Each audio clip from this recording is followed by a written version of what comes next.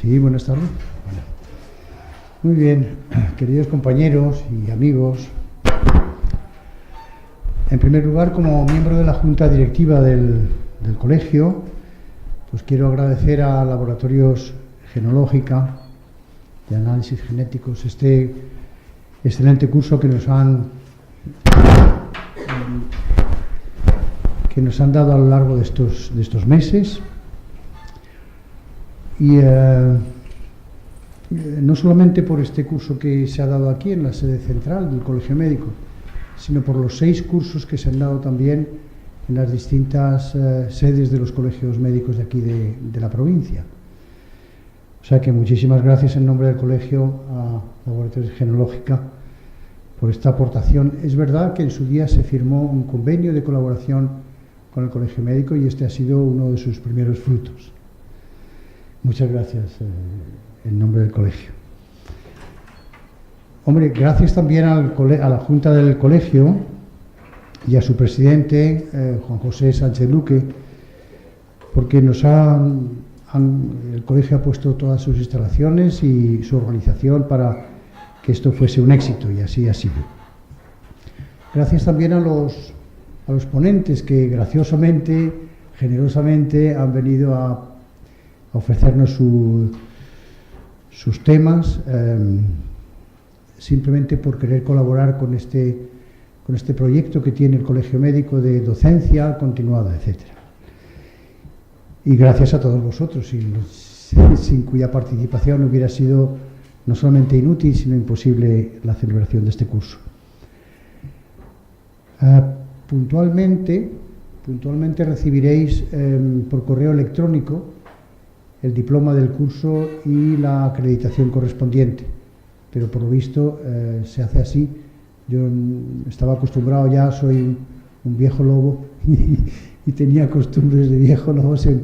El último día siempre se entregaba el diploma, pero me han dicho que no, que eso se había pasado de moda, que ahora el diploma se envía por correo electrónico con su acreditación, etc.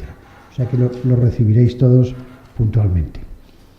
Bien, y sin más, quiero dar entrada a esta última ponencia que va a tener, yo creo que el honor, de exponer Javier Porta Pelayo, que es mi hijo, como sabéis, que nació en Sevilla. Voy a dar 4 pinceladas de su currículum. Nació en Sevilla en el año 73, pero fue recriado en Málaga, es un andaluz de pro, ¿no? En el año 99 recibe la licenciatura en Ciencias Biológicas en la Universidad de Málaga. En el año 2000 es contratado como investigador por la Universidad de Málaga, donde permanece 7 años. En el año 2006 defiende su tesis doctoral en esta misma universidad. En el 2007 lidera un grupo de jóvenes biólogos que crean una empresa de estudios genéticos denominada Biotechnology Consulting, en la que él ocupaba ya el puesto de director científico.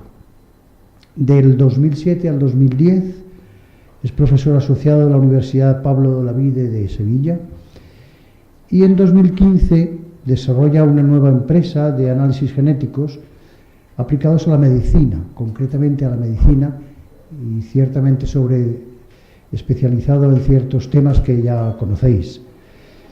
Una empresa que se llama, como sabéis, Genológica Médica, genológica que viene que significa en griego el estudio de los genes, ¿no? Genológica, lógica es estudio, el estudio de los genes, y médica porque es aplicado ese estudio a la medicina. En investigación, la verdad es que tiene un largo currículum. Ha presentado 11 proyectos de investigación sobre genómica y los 11 han sido financiados por la Junta de Andalucía. Tiene 12 artículos publicados en revistas internacionales y ha participado en 20 congresos nacionales e internacionales como ponente o como participante de alguna forma. Ha estado en distintos centros de investigación para ampliar ciertos estudios, en la Universidad de Quito, por ejemplo, en Ecuador, en la Universidad Austral de Chile, impartiendo un curso de posgrado, en la Universidad de Rabat, en Marruecos, y en la de Lovaina, en Bélgica. También tiene algunos premios importantes por la juventud que entonces tenía. El primer premio Spin-off de la Universidad de Málaga, que lo obtuvo en el año 2002. El primer premio, segundo concurso de ideas de la Universidad Pablo de Olavide, fue en Sevilla en el año 2009. Y finalmente el primer premio Spin-off de la Universidad de Málaga para profesores en el año 2010. ¿Qué voy a decir de esta persona, que es mi hijo? Es magnífico como hijo y como persona también, pero una de las cosas que más admiro en él es su rigor científico. La verdad es que inmediatamente que ya salieron al gran público montando este laboratorio al cual estáis todos invitados, muy bonito en el Paseo de la Farola, ¿no? Pues lo primero que hicieron fue reclamar esa garantía de trabajo, pasando ampliamente la ISO 9001 en la versión 2015, y también pasar ese otro examen difícil, complicado, ¿no? Que es un examen internacional, se llama EMQN, que es European Molecular Quality Network. Es decir, que hay algunas empresas internacionales, esta es inglesa, que velan porque los resultados obtenidos en los distintos laboratorios de genética sean exactamente los que se esperan de ellos, ¿no? Nada más, Javier, seguro que la conferencia de hoy, que va a tratar sobre farmacogenética, va a ser muy interesante y nos va a plantear muchos problemas y nos va a abrir nuevos horizontes. Gracias, Javier.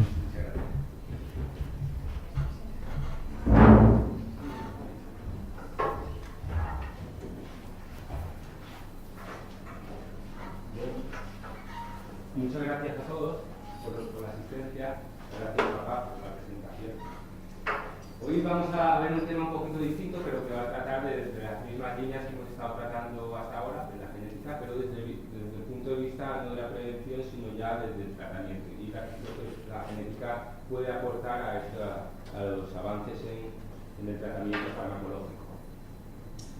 Entonces, bueno, todos sabéis que los fármacos, pues las personas... Se me queda el botón.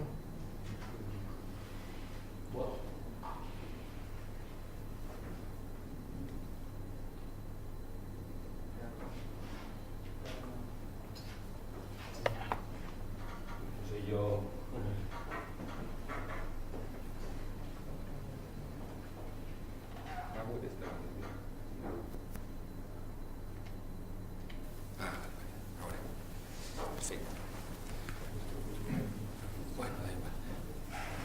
Como sabemos, bueno, eso se sabía desde allá hace mucho tiempo, las personas reaccionan de forma distinta frente a los medicamentos, y de hecho los medicamentos son una de las causas de una mayor mortalidad y morbilidad entre los pacientes, ¿no? Bueno, distintas autoridades de la farmacología pues, dicen que solo un 30%, o sea, un 30% de los pacientes tratados con fármacos no responden adecuadamente. O otros autores también dicen que un 90% de los fármacos pues, hacen su acción terapéutica entre un 30 y un 50% de las personas únicamente. Esto es, por lo tanto, una de las causas en las que pues, hay más hospitalizaciones, hay más gasto en sanitario en estos fármacos, de forma que no se está utilizando de forma eficiente la farmacología en nuestros hospitales. Existen múltiples factores que determinan pues, la respuesta de cada uno de nosotros frente a los fármacos. Están los factores extrínsecos, o bueno, mejor primero los individuales, intrínsecos, como el género, la edad, la etnia, o existen también factores externos como el ambiente, la alimentación, los hábitos de vida. Otros factores que influyen en la respuesta a los fármacos son la interacción con otros fármacos, es decir, cuando tomamos varios fármacos, unos y otros interaccionan de forma que se pueden producir distintas respuestas en el organismo. Y por último, señalar lo que nos vamos a dedicar hoy a hablar de los factores genéticos.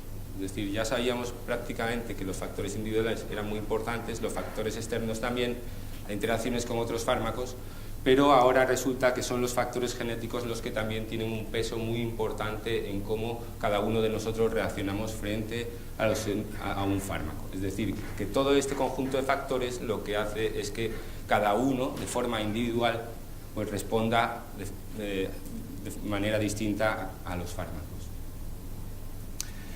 Se estima que los factores genéticos son responsables entre un 20 a un 95% de la variabilidad que se observa en los fármacos entre las personas. Es decir, que pues, si nos ponemos en el caso de un 20%, pues es poco, pero en algunos casos el 95% de la variación pues, es la responsable de que existan respuestas adversas, ¿no? Si entramos un poco en una visión histórica, la farmacogenética es bastante moderna, pero bueno, ya se hablaba ya de ella a principios del siglo, cuando Garrod pues, se dio cuenta que las variaciones en el metabolismo se heredaban de padres a hijos. Es decir, que una respuesta a un fármaco que no era correcta en un individuo, pues también sus descendientes no respondían de forma correcta a él. Después, en el 57, medio siglo después, vieron que gran parte de las reacciones adversas se debían a variaciones genéticas o que estaban genéticamente determinadas. Ya en el 60 se empieza a hablar de farmacogenética como tal, como término, y en el 60-62 concretamente se escribe la primera monografía de esta disciplina. Esto es un poco los antecedentes. Quizá donde realmente empieza el gran desarrollo de la farmacogenética pues es a partir del 2003, que es donde se termina de secuenciar el genoma humano y donde tenemos a nuestra disposición la mayor parte de la información genética de los individuos. Eso fue un punto importante, un hito importante, pero quizá no tanto como la evolución posterior, en la que no solo se ha conocido el genoma de un individuo, sino el genoma de miles de individuos. Y es en ese momento cuando hemos visto la gran variabilidad genética que existe entre uno, aunque es pequeña en el porcentaje del genoma, pero una gran variabilidad entre individuos y otros. Y gran parte de esa variabilidad es la que va a responder de forma distinta en unos individuos u otros a los fármacos. Por lo tanto, la farmacogenética es esa disciplina, podríamos decir bastante moderna, que estudia la variabilidad genética de un individuo y cómo esta variabilidad pues, se relaciona con las distintas respuestas a los fármacos. Así ya veremos que el concepto de farmacogenética pues, cambia el paradigma de bueno, pues esa misma pastilla o esa misma fármaco sirve para todos. Ahora ya sabemos que hay individuos que responden, hay otros que no responden, hay otros que metabolizan bien o hay otros que metabolizan mal. Por lo tanto, esta disciplina de la farmacogenética se encarga de esta nueva ciencia, que es ver cómo se puede optimizar los tratamientos en función de la genética del individuo. ¿Y esto qué beneficio aporta? Pues los beneficios son tan claros como pues, poder elegir el fármaco correcto para la persona correcta y la dosis correcta para esa persona. Y ya son la EMEA y la FDA las que recomiendan que se hagan estudios farmacogenéticos a la hora de administrar cientos de medicamentos. Es decir, que ya esta información está en las bases de datos, está en las páginas web informativas, tanto de la EMEA, que es la agencia americana, o sea, europea del medicamento, como en la FDA, que es la americana. Bueno, pues vamos a entrar un poco en qué genes o qué respuesta o cómo los genes modulan la distinta respuesta a los fármacos. Si dividimos los genes, podemos hacer dos grandes bloques. Un primer grupo de bloques que son los que van a influir sobre todo en las propiedades farmacocinéticas del fármaco. Es decir, cómo este fármaco se va a mover a lo largo del organismo. Son esos genes que son genes transportadores, es decir, son genes que permiten que el fármaco atraviese barreras, por ejemplo la barrera hematopoyética, o son genes responsables del metabolismo del fármaco, el metabolismo en el sentido de oxidorreducción, por lo tanto una mayor solubilidad y por lo tanto una excreción en forma de orina, posiblemente. Es decir, que este grupo de genes, tanto transportadores como genes metabolizadores, lo que van a influir es en la concentración del fármaco en el organismo, en su distribución, y por lo tanto van a tener que ver con la toxicidad del fármaco para el individuo. Mientras que por otro lado existe un segundo grupo de genes que va a influir en los factores o en las propiedades farmacodinámicas, es decir, qué es lo que hace el fármaco en el organismo, es decir, si va a hacer el efecto o no va a hacer el efecto en el individuo. Y aquí pues agrupan toda una serie de genes que son responsables pues de receptores de la célula, o son canales iónicos, o son genes responsables de rutas metabólicas asociadas. Este gran grupo de genes va a estar fundamentalmente asociado a la eficacia o eficiencia del fármaco, es decir, si vamos a responder bien al fármaco o no, mientras que, como decíamos, el primer grupo de genes va a responder fundamentalmente a si el fármaco va a producir reacciones adversas o no, ¿vale? Entonces, por lo tanto, la farmacocinética es como el cuerpo, qué es lo que el cuerpo hace con el fármaco, y la farmacodinámica es lo que el fármaco hace en el cuerpo, fundamentalmente. ¿En qué consiste el metabolismo de los... Bueno, ¿en qué consiste en qué consiste la acción de ese primer grupo de genes elementales, del grupo de genes transportadores y de metabolismo?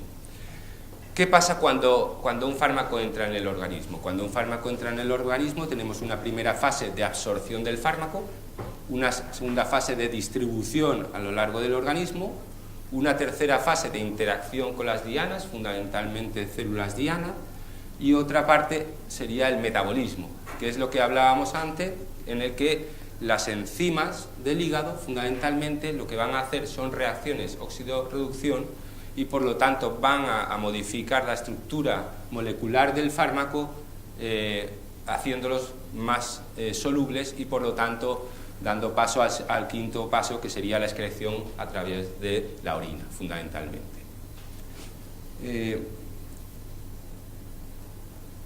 ¿Qué es lo que ocurre cuando se producen mutaciones en estos genes? Es decir, ¿qué es lo que pasa en algunos individuos en los que se producen reacciones adversas frente a un fármaco? Bueno, pues que la absorción es correcta, la distribución también lo es, la interacción con las dianas es correcta, pero a la hora de eliminarlo, la enzima que es responsable de la eliminación del fármaco, en este ejemplo he puesto una enzima del citocromo P450, que es el CYP12-9, pues el individuo tiene una mutación en el gen que produce ese metabolismo, esa oxidación. Por lo tanto, esa enzima en ese individuo es una enzima prácticamente inactiva, con lo cual lo que va a ocurrir es que ese fármaco no se va a eliminar del organismo, va a aumentar su concentración plasmática, y por lo tanto al final vamos a tener reacciones adversas que van a llevar en muchos casos a la hospitalización del individuo. Es decir, que mutaciones en genes responsables o que codifican para las enzimas metabólicas del hígado van a hacer que en muchos casos aumente la concentración plasmática del fármaco y produzca efectos adversos. Es como si dijésemos, son como embudos, son como canales. Imaginemos una enzima, ahí hemos puesto las distintas fórmulas o fenotipos que podríamos tener.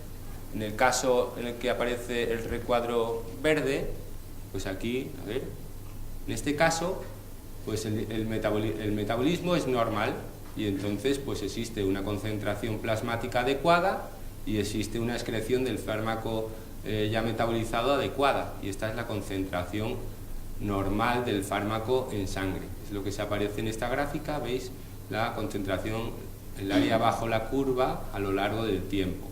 ¿Qué ocurre en individuos en los que tienen mutaciones en esos genes? Pues lo que ocurre es que la concentración de plasma en sangre pues aumenta y aumenta a lo largo de las 24 horas, y por lo tanto origina que ese fármaco se va acumulando y va a producir al final efectos adversos. Existen otros casos, como ya veremos después, en los que la actividad es tan reducida de la enzima en el hígado que prácticamente no se elimina nada del fármaco, y es donde ocurren fundamentalmente los efectos adversos más graves.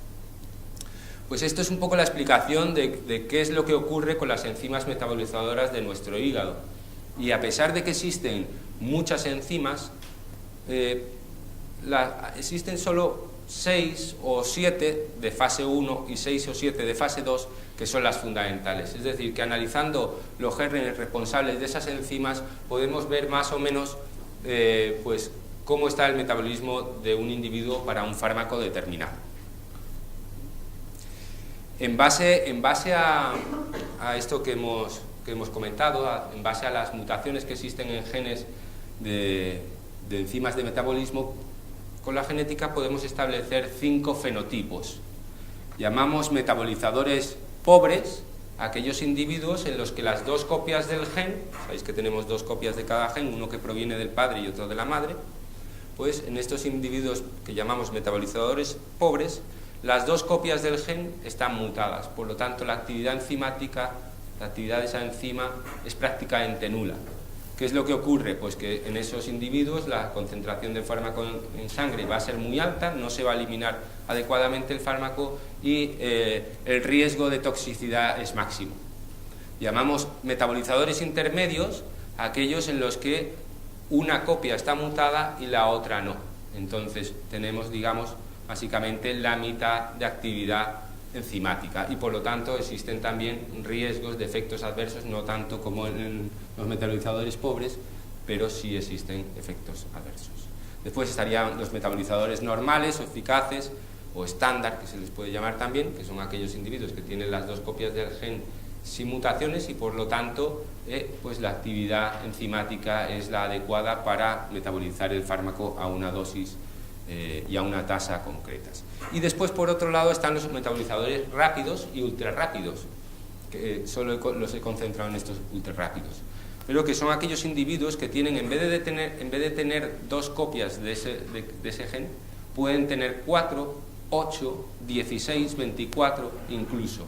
Es decir, son individuos que a lo largo de la evolución pues se han producido duplicaciones de ese gen, tienen mayor cantidad de esos genes y por lo tanto tienen mayor cantidad de esa enzima, o hay algunas que son mutaciones también que producen que la enzima sea mucho más activa. Entonces, ¿qué ocurre con estos individuos? Pues en realidad la toxicidad va a ser muy baja, porque realmente en cuanto entra el fármaco se elimina, se metaboliza y es eliminado. Con lo cual el riesgo de toxicidad es muy bajo, pero sin embargo también la acción terapéutica del fármaco, pues la eficacia va a ser muy baja, es decir, no vamos a tener un efecto terapéutico en individuos ultra rápidos para una enzima determinada. Bien, pues esos serían los distintos fenotipos que establecemos. Y podemos pensar que, bueno, oye, el tener una mutación en uno de estos genes es como una enfermedad rara, que muy pocos individuos son portadores de mutación y nada más lejos de la realidad. En realidad, a lo largo de nuestra evolución pues se han ido acumulando mutaciones en estas enzimas, también porque estas enzimas en realidad estaban diseñadas en su proceso evolutivo para eliminar elementos de la naturaleza pues con concentraciones adecuadas, no estaban hechos para eliminar fármacos que son moléculas muy concentradas y una sola molécula, ¿no?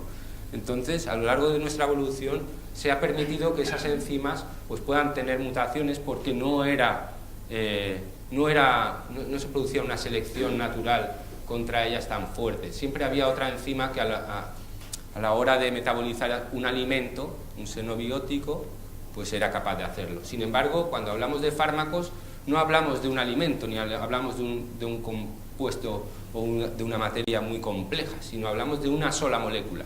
Y esa sola molécula está en una concentración muy alta y solo lo hace una enzima. Entonces, muchas veces. Entonces, en el caso que esté mutada esa enzima, la concentración del fármaco va a ser muy alta y por lo tanto efectos adversos. Entonces, si vemos la frecuencia con la que estas mutaciones, por ejemplo, en el enzima CYP2D6 está en nuestra población caucásica, veremos que prácticamente un 27% de la población tiene al menos una copia no funcional y un 5% puede tener las dos copias no funcionales. Con lo cual, la frecuencia de individuos que tienen actividad reducida para estas enzimas es bastante alto, ¿vale? Varía de unas poblaciones a otras, evidentemente, pues hay diferencias entre las poblaciones caucásicas, africanas, asiáticas o afroamericanas, pero tanto para el enzima CYP2D6 como el CYP2C19, el 2C9, el 3A4, el 3A5 y el 1A2, que son las fundamentales, se mantienen estas proporciones. Es decir, que lo que se puede observar a grandes rasgos es que existen una proporción grande de nuestra población de individuos con mutaciones en genes básicos para el metabolismo de los fármacos. Y igual que ocurre con el CYP2D6 que he presentado, pues ocurre con todas las enzimas de fase 1, la mayor parte de citocromo P450, o las de fase 2, los NATs, GSTs, UGTs, etc. Bueno, pues hasta aquí un poco hemos visto con el metabolismo de los fármacos y hemos hablado de la toxicidad del fármaco, la acumulación y la excreción. Por otro lado, hablábamos también de unos genes, de un grupo de genes que pertenecían a otro segundo grupo y que determinaban fundamentalmente la eficacia o no del fármaco. En base al estudio de esos genes, la farmacogenética establece dos fenotipos o dos categorías como respondedores o no respondedores. Respondedores son aquellos que responden de forma adecuada al fármaco, por lo tanto las copias del gen diana sobre las que va dirigido el fármaco pues no tienen mutación y posiblemente pues es la razón por la que responden bien. Por otro lado, el grupo de no respondedores, que serán aquellos individuos con una o dos mutaciones en genes responsables, genes diana, y que de alguna forma van a hacer que ese individuo no responda de forma adecuada a los fármacos. Entonces, un poco para terminar este repaso de la farmacogenética, podríamos ver, digamos, desde el punto de vista del metabolismo y de la eficacia, podemos ver todas las distintas situaciones. Podemos ver como este individuo es, llamamos wild type, es decir, es estándar, metabolizador estándar, es decir, tiene las dos copias activas del gen y, como vemos, el área bajo la curva de concentración plasmática del fármaco a lo largo del tiempo es la correcta. Este individuo va a tener un riesgo de toxicidad bajo, ¿vale? Eso, si lo enfrentamos a la situación con respecto a las dianas, esta es la situación en la que es wild type, es decir, es un respondedor. ¿Qué es lo que va a pasar? Que con una dosis adecuada del fármaco va a tener un mayor efecto terapéutico. Entonces, como vemos,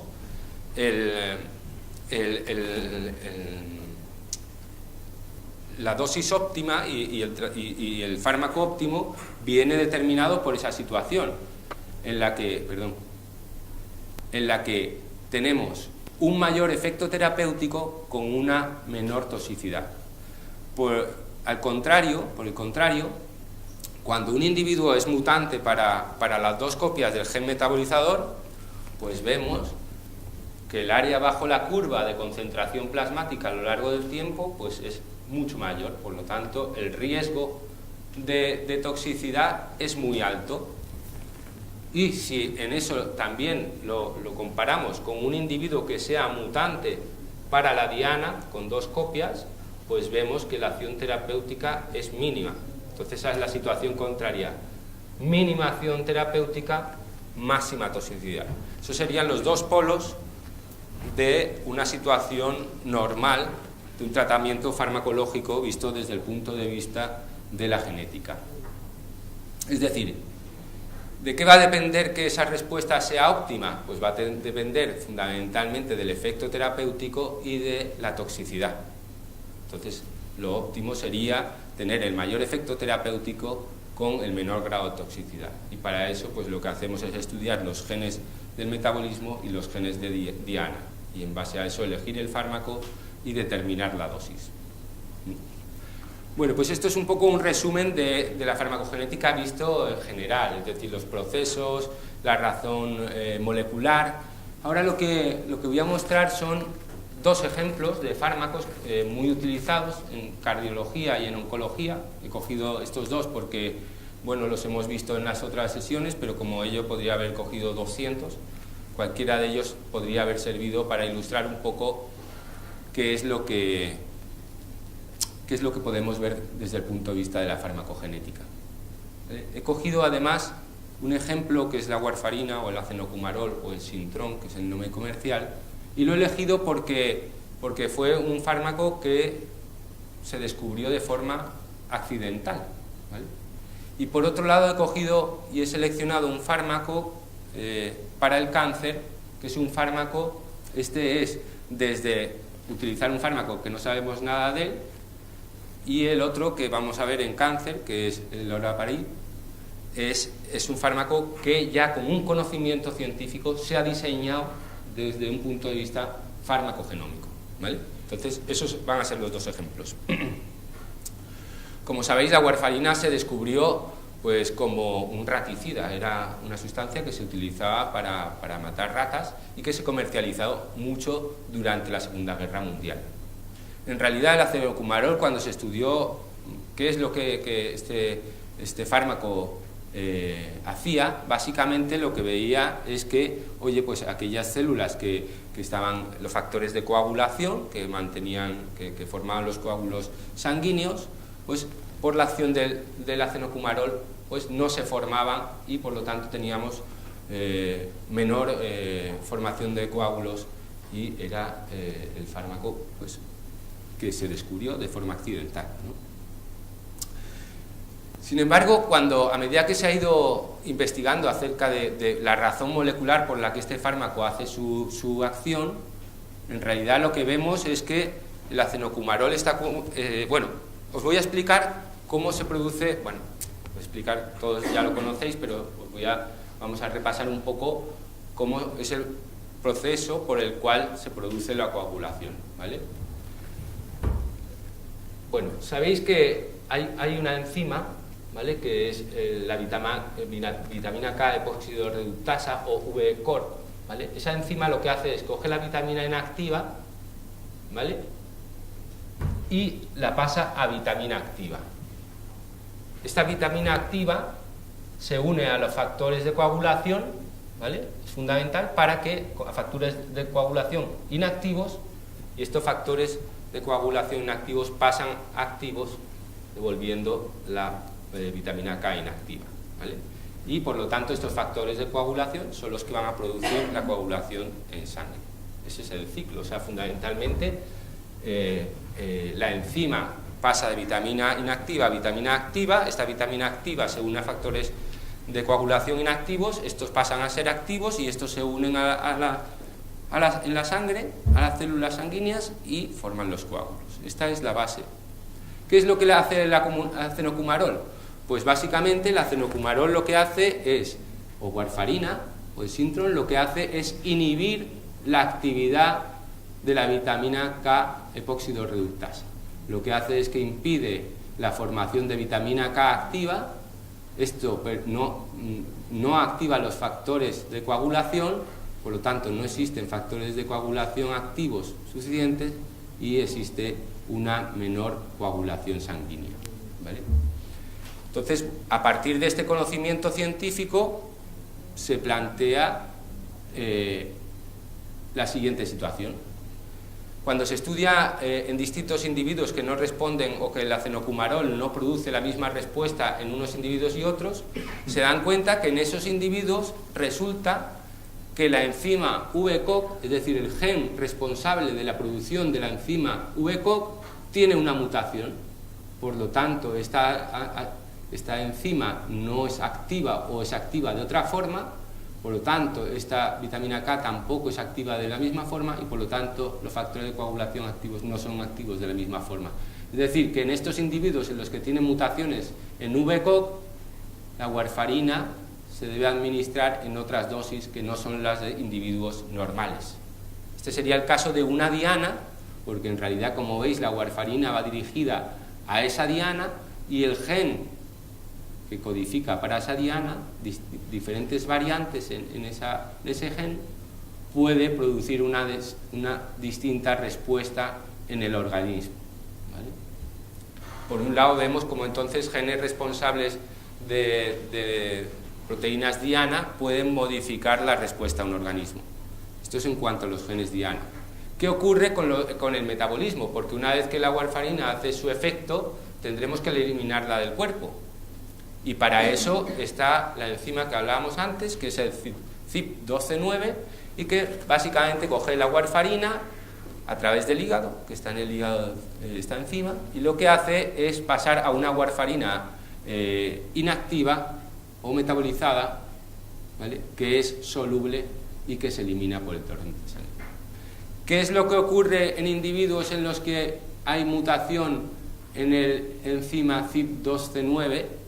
Pues esas mutaciones producen una menor actividad de la enzima, por lo tanto la warfarina no se elimina de forma adecuada en el organismo, no se solubiliza, por lo tanto se acumula en el organismo de forma excesiva y produce reacciones adversas.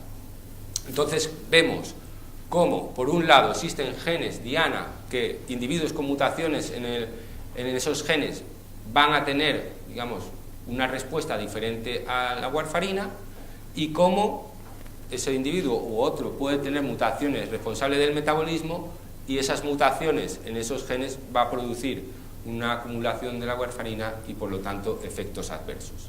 Vemos las dos partes de la farmacogenética, la farmacodinámica y la farmacocinética, ¿vale? Entonces, pues ahí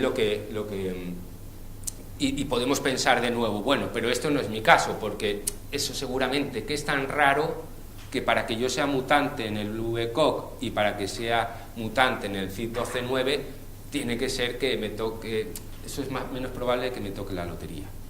Pues como vemos, no, si nos fijamos en las frecuencias alélicas de esas mutaciones en los genes CYP12-9, ¿vale? Este sería el wild type, el heterocigoto y el homocigoto. Vemos que hoy existe una gran proporción de individuos mutantes para CYP12-9, y igual estamos hablando de población europea, esto es asiática y africana, población europea para el VCOC, vemos que el heterocigoto también ocupa una gran fracción de esa frecuencia alélica.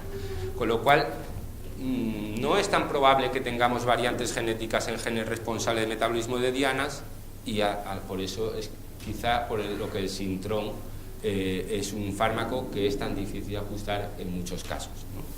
Como veis aquí, pues he puesto una distribución de los enzimas más comunes, ¿vale? Evidentemente una parte importante es wild type para los dos, pero en las dos colas existen rangos muy amplios, y como vemos aquí, aunque no se ve muy bien, pero las dosis son muy distintas para cada uno de los genotipos. Y podemos decir, bueno, esto es mucho de investigación, yo creo que eso vas a un hospital y eso nadie lo hace. Bueno, pues es posible que en algunos hospitales no lo hagan. Sin embargo, tanto a nivel nacional como a nivel internacional existen plataformas en internet para toda disposición de todos los médicos, en las que simplemente meten la edad, el sexo, como veíamos antes, factores intrínsecos de la persona, el peso, la etnia, metes algunos factores fisiológicos, como, bueno, pues también de hábitos de vida, si fuma o no, y después metes la información del CYP12-9, del VCOC, y ahora puedes meter incluso algunas más que son enzimas que están ya retocando, y en base a eso se establecen las dosis exactas, y esto ya lo dice la EMEA y esto ya lo dice la FDA, que hay que hacerlo. Para el tratamiento del Sintrom, oye, deberías analizar el VCOC y analizar el CYP12-9, porque ya solo con los factores ambientales y los intrínsecos de la persona no son suficientes. O sea que esto, y ya veis, es el Hospital Universitario La Paz el que tiene su aplicación. O sea que no es cosas de... En fin, que está a disposición de los médicos para la atención de los pacientes. Bueno, por un lado hemos hablado del Sintrom, y por otro lado he traído otro ejemplo, que es el olaparib, ¿vale? Es un fármaco que que es para cáncer de mama y ovario fundamentalmente, ¿vale? Y que es una situación diferente. En el otro caso es un raticida que descubrimos, oye, que funcionaba para el tema de la coagulación humana. En este caso ya se parte de un conocimiento molecular, genético del sistema, del del cáncer y por lo tanto se diseña un fármaco que también tiene un componente genético muy importante. Como sabéis, el cáncer de mama o cáncer de ovario, de un 10 a un 15 o de un 15 a un 20 en el caso de ovario, son debido a mutaciones en los genes BRCA1 y 2. Estos genes BRCA1 y 2 son genes reparadores, es decir, que cuando una molécula de ADN sufre por radiación o por una radiación, una mutación, pues son los genes que se encargan de reparar el ADN y que la célula tire para adelante, ¿vale? Estos genes, el cáncer debido a mutaciones en BRCA1 y 2, sigue un modelo que se llama Two-Hit Mutation Model o modelo de doble impacto. ¿Qué quiere decir? ¿Por qué una persona que tiene mutaciones en BRCA1 y 2 es más susceptible al cáncer? Fijaros que no puede ser que una persona tenga mutaciones en las dos cromosomas, es decir, no puede tener los dos genes BRCA1 mutados, porque es que ese individuo no es viable. Es decir, si un individuo tiene los dos genes mutados, solo hay un caso en BRCA2, pero en el resto de todos los casos no hay dos mutaciones en BRCA porque el individuo no es viable, ¿vale? Todo el cáncer hereditario debido a estos genes es por una sola mutación, todos los individuos son heterocigotos, ¿vale? Entonces, como podéis ver aquí, en una paciente que es portadora de mutación BRCA1 y 2, pues todas sus células, desde que nace, tienen una de las copias mutadas. ¿Cuál es el modelo de doble impacto? El modelo de doble impacto, esta mujer tiene mucha más predisposición al cáncer de mama porque ya tiene una copia mutada. A lo largo de su vida, ¿vale?, habrá otra célula que en su momento, ¡pam!, sufra una mutación en el mismo gen BRCA del otro cromosoma. Entonces, ese doble impacto hace que esta célula pierda una de sus vías fundamentales de reparación y se convierta en una célula tumoral. Es decir, que es la célula germinal tras un segundo impacto la que se convierte en célula tumoral y la que da lugar en la mayor parte de los casos de cáncer hereditario al cáncer de mama antes de los 50 años. Pues bien, para el cuerpo, en realidad, este sistema de reparación BRCA es fundamental, pero tiene otro sistema también de reparación. Un sistema de reparación que está mediado por otro gen que se llama PPAR, ¿vale? Entonces, como veis, pues hay un sistema para reparar el ADN que es a través de los genes BRCA y hay otro sistema de reparación de los genes a través del modelo PPAR. Bueno, eso es un poco una introducción para que después entendamos cómo es la farmacogenética. ¿Qué pasa con el olaparib? ¿Vale? El olaparib es un inhibidor de la vía PPAR, ¿vale? Es decir, cuando un ADN sufre una mutación, PPAR lo puede reparar, ¿vale? ¿Qué hacemos con el olaparib? Pues con el olaparib lo que hacemos es inhibimos la acción de PPAR y PPAR ya no puede reparar el ADN, ¿vale? Bueno, pero ¿y qué pasa? Si yo tengo en realidad la vía del BRCA1 y 2 arreglada, pues no pasaría nada. Pues ahí es donde está digamos, la idea sobre la que reside este fármaco diseñado en base a la genética. El planteamiento es el siguiente, el planteamiento es: si las células tumorales son aquellas que tienen un doble impacto en BRCA1 y 2, resulta que las células tumorales tendrán la vía de BRCA eliminada, no serán capaces de reparar por BRCA, ¿vale? Entonces, si yo a esas células le doy PPAR, al darle un inhibidor de PPAR como el olaparib, lo que le estoy es eliminando la otra vía de reparación, con lo cual voy a matar selectivamente a las células tumorales. Es decir, vamos a ver, una célula normal, con su actividad BRCA normal, ¿vale? Si tiene actividad BRCA normal, nosotros irradiamos esas células, porque os lo voy a poner quizá en un ejemplo que tengo después, que se ilustra un poquito mejor, quizá. Pero vamos, aquí también se ve claro. Pero imaginamos, irradiamos las células, se irradia al individuo y se producen daños en el ADN. Una célula normal, bueno, pues puede reparar ese ADN por la vía PEPAR o por la vía BRCA, ¿vale? Con lo cual esa célula normal se va a reparar y se va a regenerar. ¿Qué pasa en un individuo que tiene una célula que tiene una mutación en BRCA1, pero solo tiene una mutación? No es una célula tumoral, es una célula germinal, pero que tiene una copia averiada, con lo cual tiene actividad BRCA por la otra copia, ¿vale? Si a este individuo que solo tiene, o sea, esa célula que no es tumoral porque solo tiene una copia de BRCA, le damos PEPAR, inhibimos la parte de reparación de PEPAR, se va a arreglar porque tiene una copia de BRCA que va a reparar. ¿Qué pasa en un individuo que no tiene mutación en PEPAR, pero al que le damos, o sea, a ver, este sería una normal, vale, mutación en BRCA se arregla, una célula normal a la que le damos inhibidor de PEPAR también es viable, pero ¿qué pasa con aquellas células tumorales en las que se produjo? Las células tumorales, recordamos que en estos casos son las que se produjo el doble impacto. Al tener un doble impacto, ninguno de los genes de BRCA es capaz de hacer su función. Y además, si inhibo la vía de PEPAR, pues he inhibido, o sea, no tengo ninguna vía de reparación. Si yo la irradio, esas células tumorales se van a morir. Entonces, si os fijáis, es un fármaco que se ha diseñado, de última generación, que se diseña conociendo el metabolismo molecular por el cual actúa el cáncer.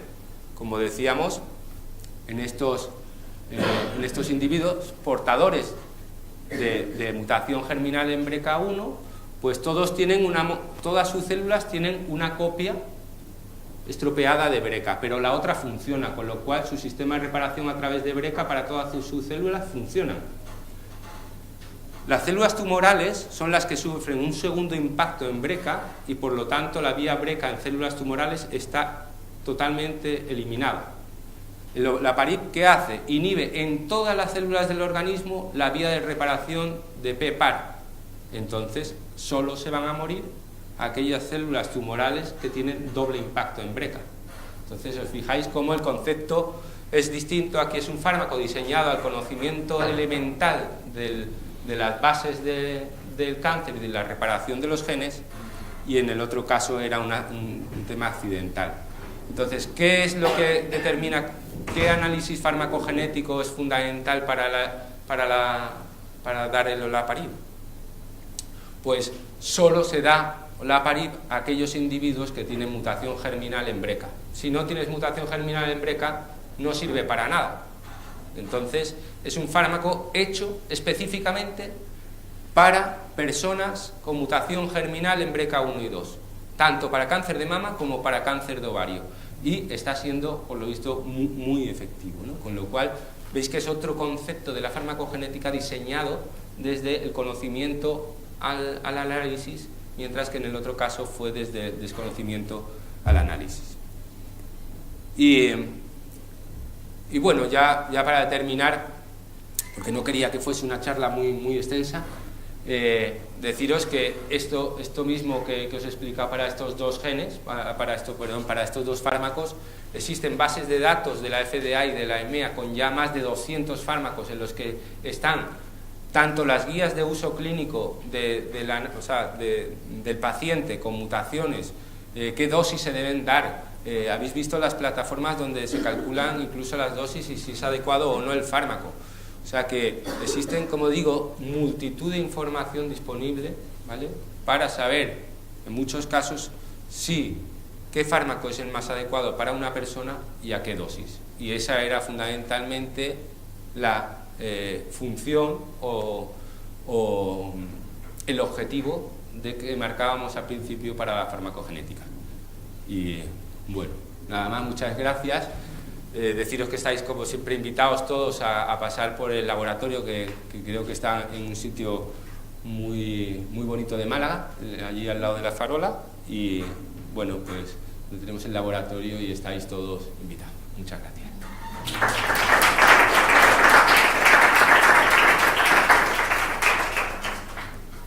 Bueno, y si tenéis alguna pregunta, sí.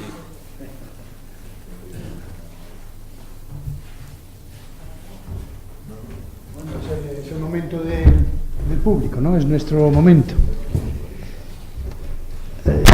Yo... Pues hay muchos precios. Por ejemplo, este de cáncer de mama, para saber si es adecuado el fármaco o no, hay que buscar mutaciones en BRCA1 y 2. Entonces la secuenciación completa de esos genes pues, puede estar por unos 600 euros, una cosa así. O sea que... Ahora, en el otro caso, como no vamos a... En realidad no se secuencia de forma completa, sino que vamos a variantes muy bien descritas, el coste es bastante más bajo, tiene que estar en unos 300 o una cosa así. Y bueno, todo esto, cada vez se van reduciendo los costes conforme van avanzando las tecnologías, ¿no? Pero yo creo que, de hecho, la farmacogenética, el otro día, bueno, ya hace un mes, salía Obama hablando, y fíjate que Estados Unidos tiene un sistema de sanidad un poco especial, pues él salió diciendo que iba a implantar la farmacogenética en su sistema.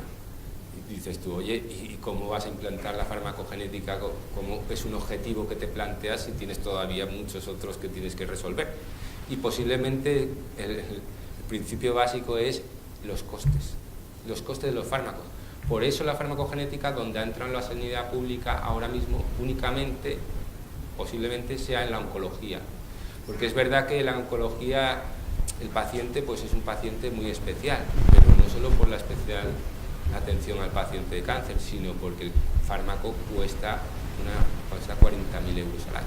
Entonces, antes de gastarme 40.000, a lo mejor me debo gastar los 600, y ese principio es básico. Quizás la farmacogenética, si se hubiese desarrollado justo en otro momento, hubiese tenido mejor suerte en la seguridad social, porque en realidad todos los estudios que hay coste-beneficio, que es ahora muy de moda en cuánto cuesta y cuánto reporta, todos los estudios que hay dicen que la farmacogenética es básica. Lo único que pasa es que ha entrado en un momento en el que las vacas están muy flacas, entonces el coste de la implantación, la inversión, la implantación, la formación de los médicos en cuanto a la farmacogenética ahora mismo no se puede soportar. Como no se puede soportar, pues tendremos que pasar un tiempo en el que la farmacogenética vaya por las líneas de la privada, posiblemente. ¿Y para los fármacos biológicos hay algún tipo de... Claro, la mayor parte, o sea, esto de la farmacogenética que ha empezado, fíjate, en el ejemplo del acenocumarol, empieza de un fármaco que retomamos de una forma accidental.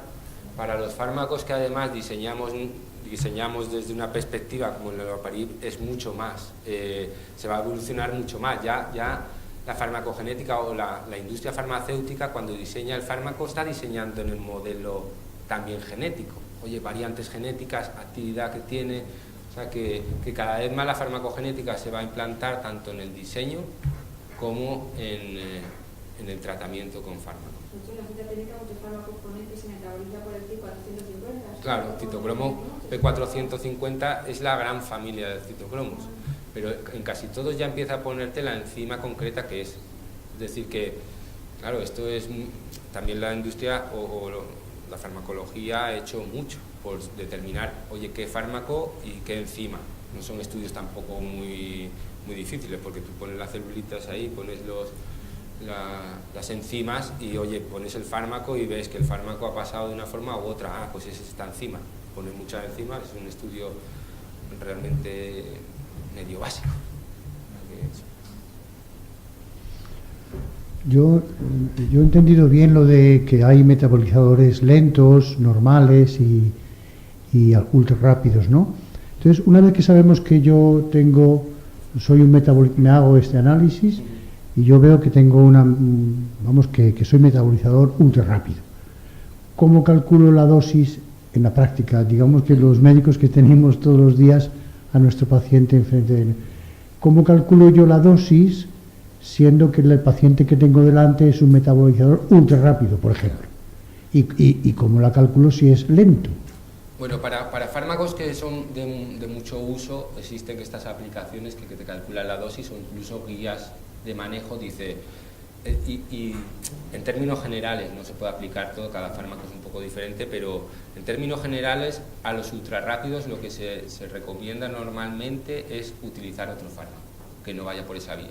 porque en realidad lo que va a pasar es que, claro, un ultra rápido va a metabolizar el fármaco, lo va a eliminar y nunca va a alcanzar la concentración sanguínea o plasmática para que haga su acción. Entonces lo que vas a tener que hacer es darle mucho fármaco, aumentar mucho de forma, o sea, tú estás pasando las barreras prácticamente de toxicidad de esos fármacos. Si eso es un error, pues puede tener consecuencias. Lo que normalmente se hace con un ultra rápido es cambiar el fármaco por otro que vaya por otra vía metabólica. Si no, pues lo que se puede hacer es aumentar la dosis. En cuanto, pues eso, si existe ya una guía concreta, te dice, ve a partir de esta concentración y te da la concentración que tienes, con la que tienes que tratar, ¿no? Pero normalmente, en la mayor parte de los casos, un ultra rápido no es un metabolismo muy adecuado.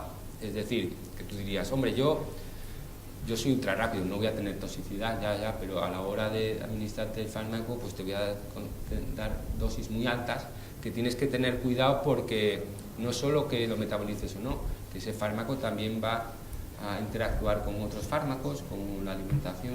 Entonces, un ultra rápido y un metabolizador lento normalmente no son genotipos muy adecuados para dar ese fármaco.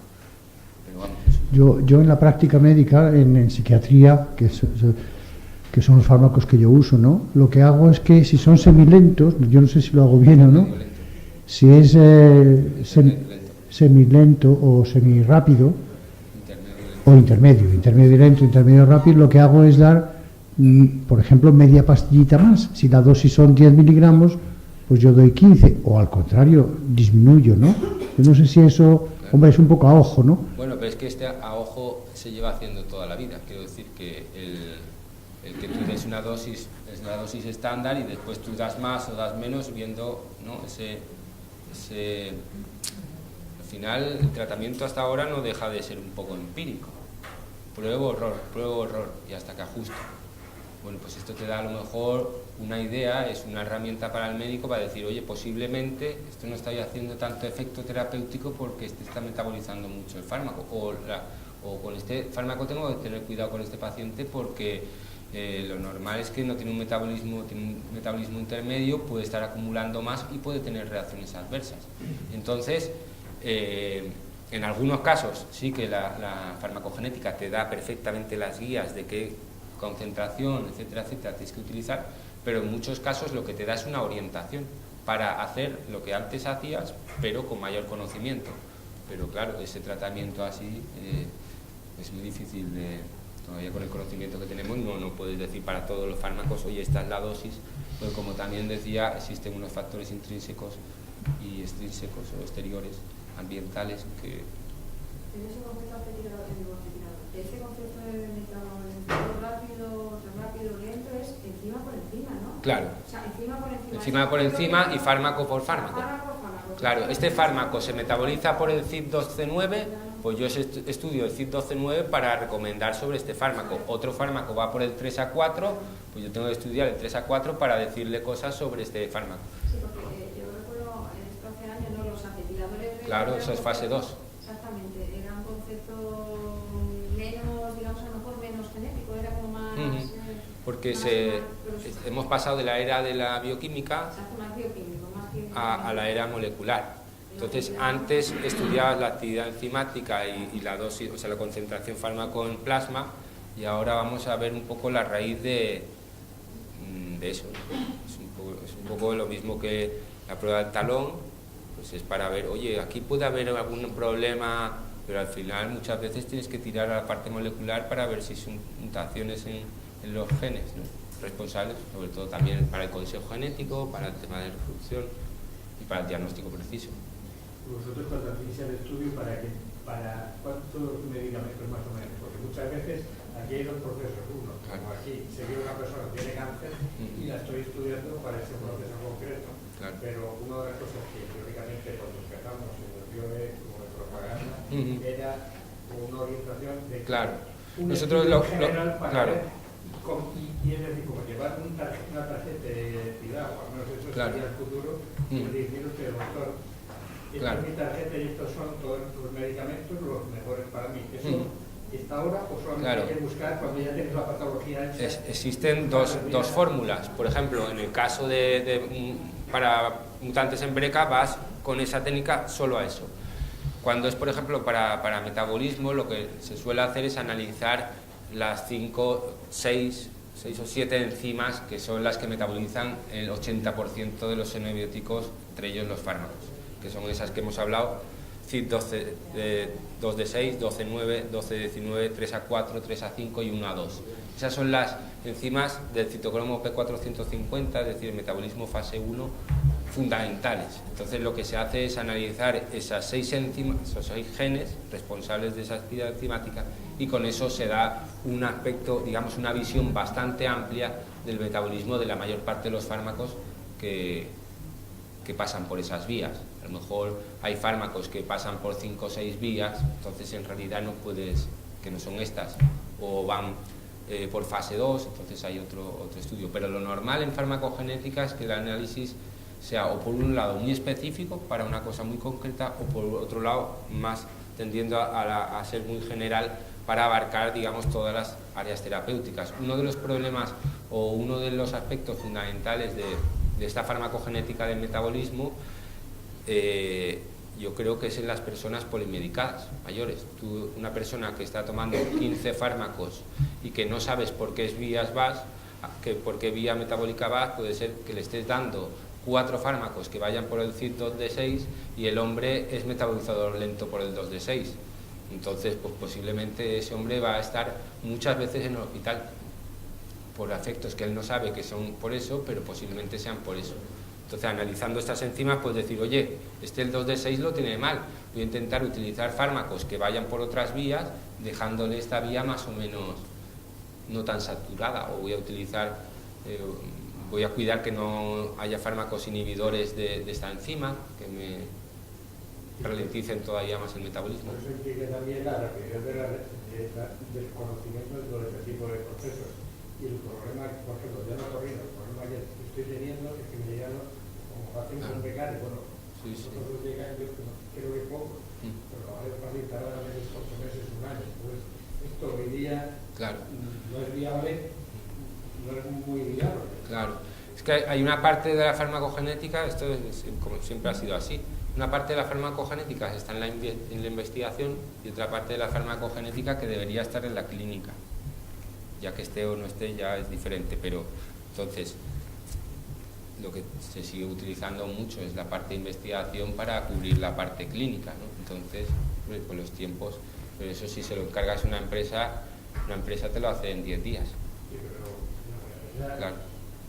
Es que los tiempos, los productos becarios tardan. Por ejemplo, en el caso concreto, porque no es farmacogenética, sino, bueno, a veces puede ser, pero vamos, prácticamente han sido problemas de sordera, pues tardan, como vosotros sabéis, 8 meses, 1 año, o a veces 3 años, pero tiene que enviar a Madrid. Hombre, cuando lo envían a un laboratorio al que no le pagas, no le puedes decir que te tarde menos. Si tú pagas, ¿no? Hay convenios, en hospitales públicos hay convenios por los cuales hay un laboratorio en Madrid, Barcelona de referencia, y esas pruebas las hacen pues a nivel de investigación, están analizando muchos casos. Entonces les interesa que en su estudio entren muchos casos, y entonces le dicen a todos los hospitales, oye señores, nosotros esta prueba la hacemos gratis. Entonces, claro, el hospital antes de enviarla a externalizarla, lo que hace es enviarla ahí, por el ahorro de coste. Pero claro, no le puedes decir, que tú en 15 días tiene que estar resultado. Y entonces ese es un poco el problemilla que tienen con pruebas que se realizan en centros de investigación, que es un poco el tema ese.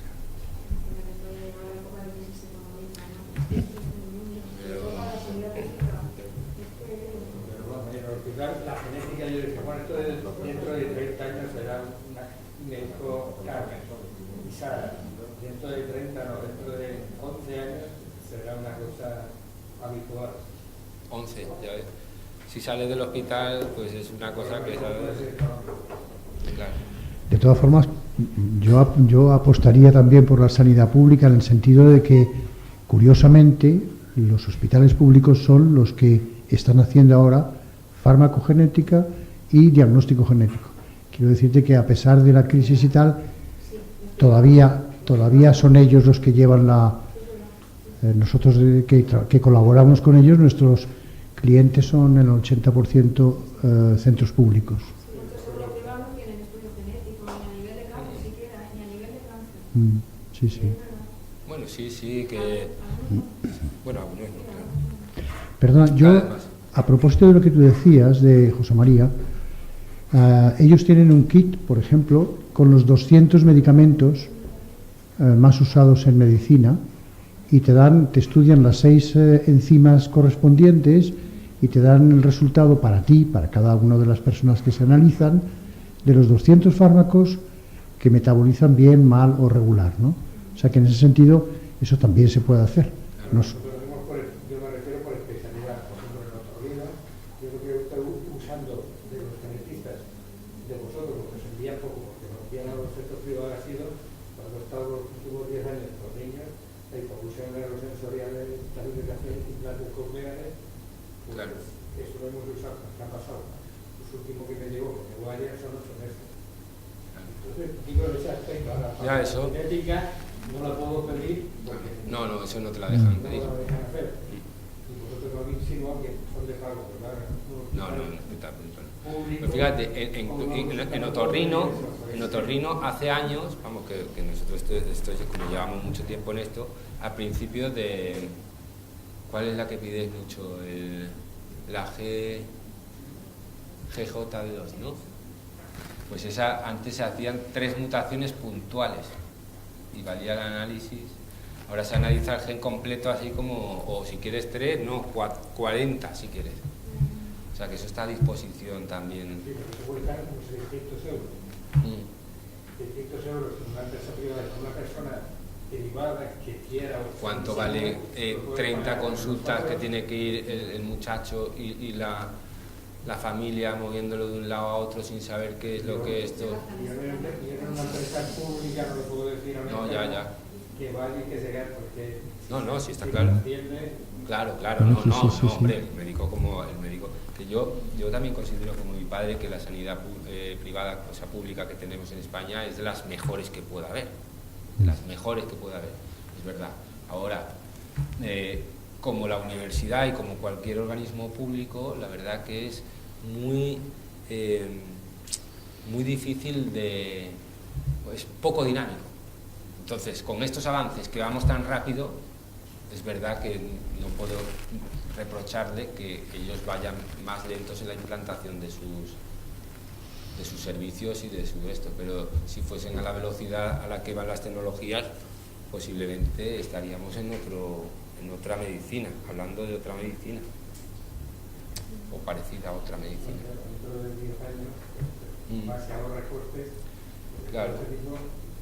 Ahorra costes sobre todo de medicamentos, que aunque además tienen ahora otro factor, que además no son la calidad de cuando era un laboratorio de firma, ahora son genéricos que vienen de la India con menos cantidad y con alteraciones en interacción a la composición, pasando por sanidad, ¿no? Bueno, pues yo creo que hemos agotado el tiempo, lo hemos aprovechado bien. Tenemos ahora una copita que lo vamos a tomar no ahí, no en donde siempre, sino fuera y en el hall. Yo agradeceros enormemente vuestra presencia y vuestra colaboración durante tanto tiempo, ¿no?, que hemos estado. El año que viene yo creo que tenemos que hacer la segunda parte, ¿no?, que tenemos que repetir periódicamente estos cursos. Y le dejo la última palabra a Javier, que ha sido el organizador y el que ha mantenido el espíritu y la ilusión de este curso. Javier, tú eres.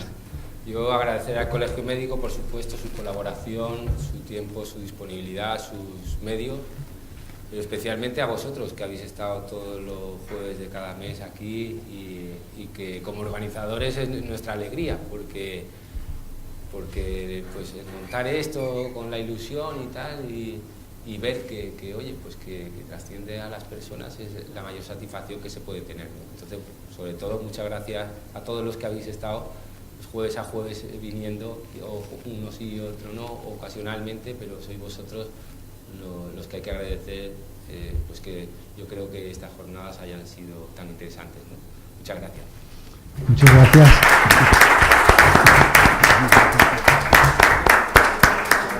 Terminamos tomando una copita ahí fuera, ¿eh?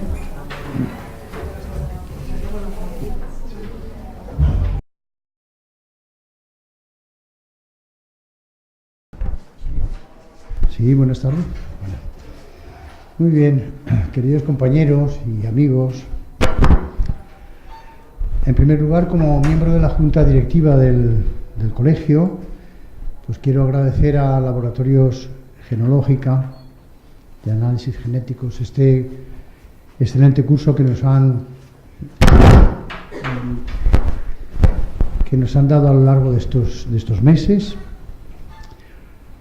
Y no solamente por este curso que se ha dado aquí en la sede central del Colegio Médico, sino por los 6 cursos que se han dado también en las distintas sedes de los colegios médicos de aquí de la provincia. O sea que muchísimas gracias en nombre del colegio a Laboratorios Genológica por esta aportación. Es verdad que en su día se firmó un convenio de colaboración con el Colegio Médico y este ha sido uno de sus primeros frutos. Muchas gracias en nombre del colegio.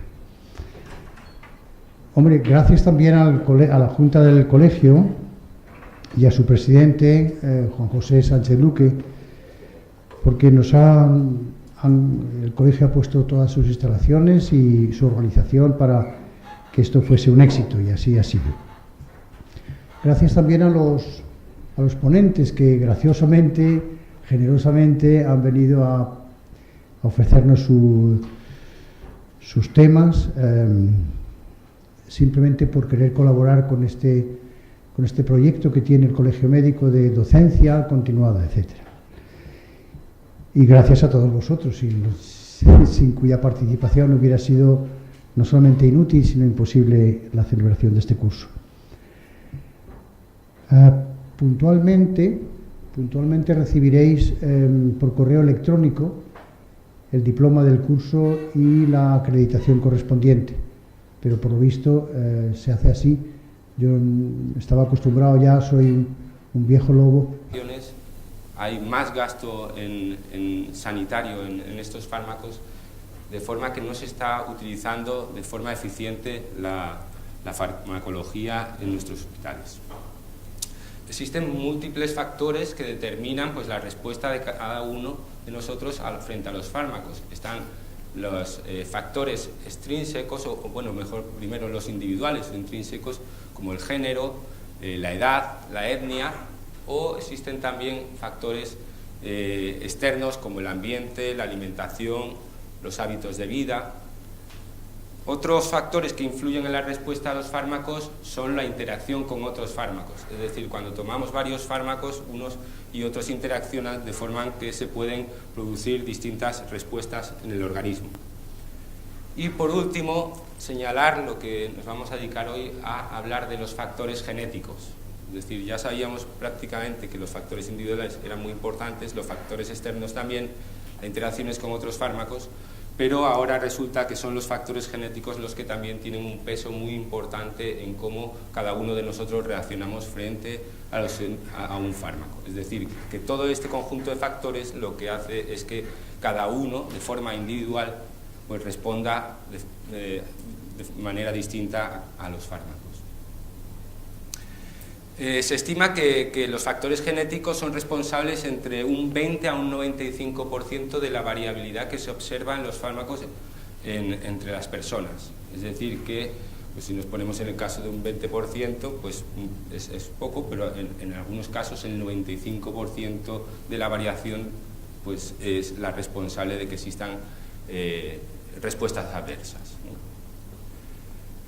Si entramos un poco en una visión histórica, la farmacogenética es bastante moderna, pero bueno, ya se hablaba ya de ella a principios del siglo, cuando Garrod pues, se dio cuenta que las variaciones en el metabolismo se heredaban de padres a hijos, es decir, que una respuesta a un y tenía costumbres de viejo, ¿no? El último día siempre se entregaba el diploma, pero me han dicho que no, que eso se había pasado de moda, que ahora el diploma se envía por correo electrónico con su acreditación, etc.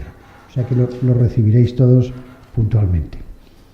Bien, y sin más quiero dar entrada a esta última ponencia que va a tener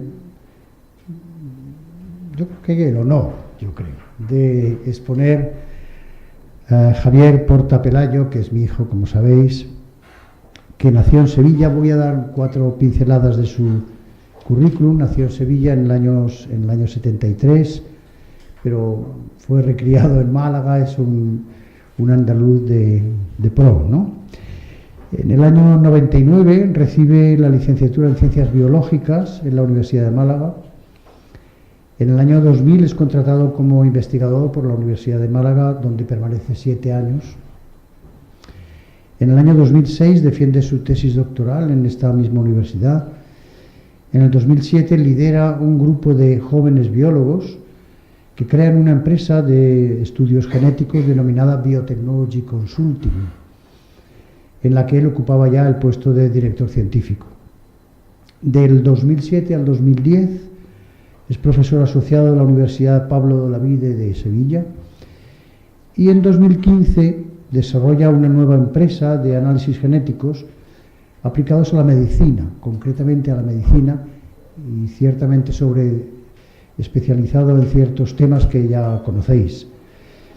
Una empresa que se llama, como sabéis, Genológica Médica, genológica que viene que significa en griego el estudio de los genes, ¿no? Genológica, lógica es estudio, el estudio de los genes, y médica porque es aplicado ese estudio a la medicina.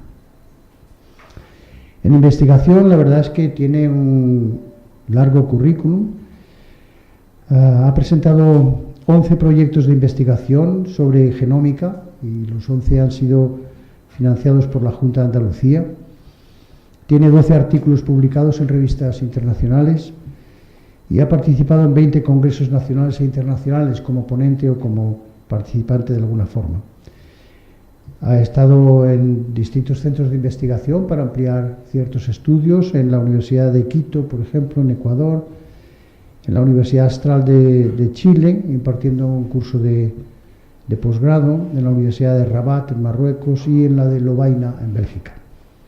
También tiene algunos premios importantes por la juventud que entonces tenía. El primer premio Spin-off de la Universidad de Málaga, que lo obtuvo en el año 2002. El primer premio, segundo concurso de ideas de la Universidad Pablo de Olavide, fue en Sevilla en el año 2009. Y finalmente el primer premio Spin-off de la Universidad de Málaga para profesores en el año 2010.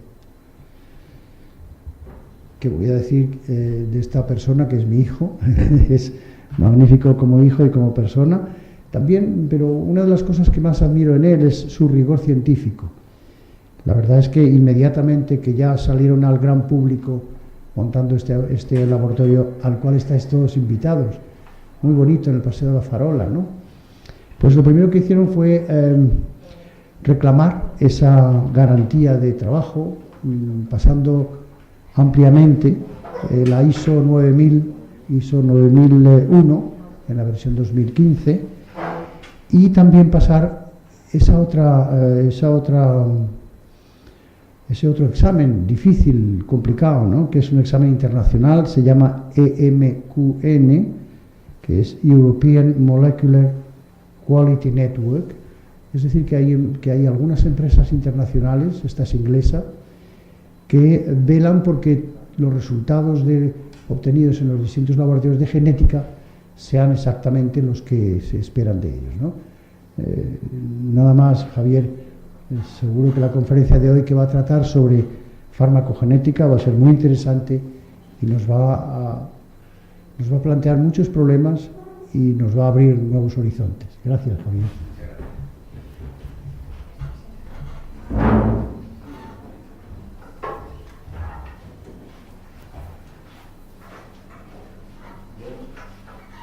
Muchas gracias a todos por la asistencia. Gracias, papá, por la presentación. Hoy vamos a ver un tema un poquito distinto, pero que va a tratar de las mismas líneas que hemos estado tratando hasta ahora, de la genética, pero desde el punto de vista no de la prevención, sino ya desde el tratamiento. Y lo que la genética puede aportar a los avances en en el tratamiento farmacológico.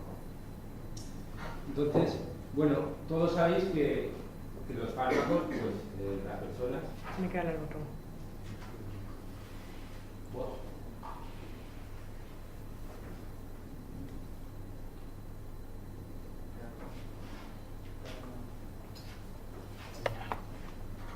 Soy yo...